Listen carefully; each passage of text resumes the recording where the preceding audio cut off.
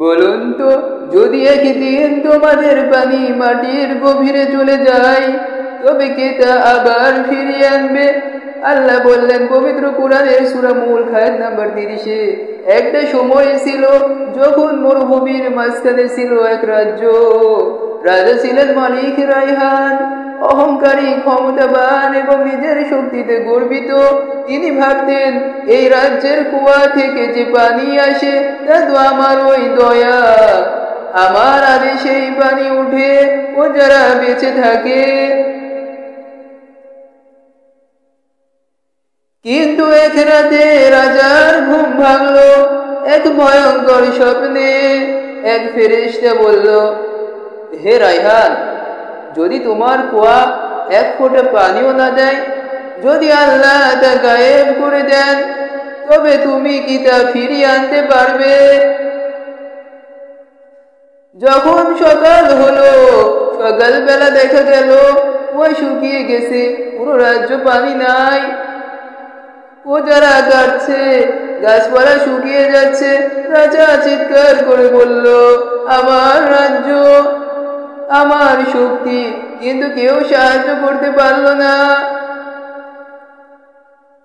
অবশেষে রাজা সিজদায় পড়ে বলল, হে আল্লাহ, আমি ভুল করেছি, তুমি ছাড়া কেউ পানি দিতে পারে না, আমায় ক্ষমা করো।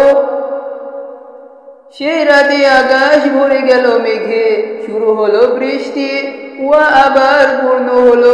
রাজা বললেন, আজ আমি বুঝেছি পানি আমাদের অধিকার নয়, এটা আল্লাহর দান।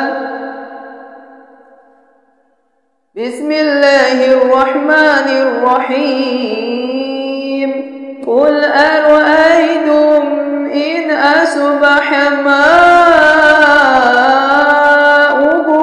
গায়রান ফামান ইয়াতিকুম বিমাইন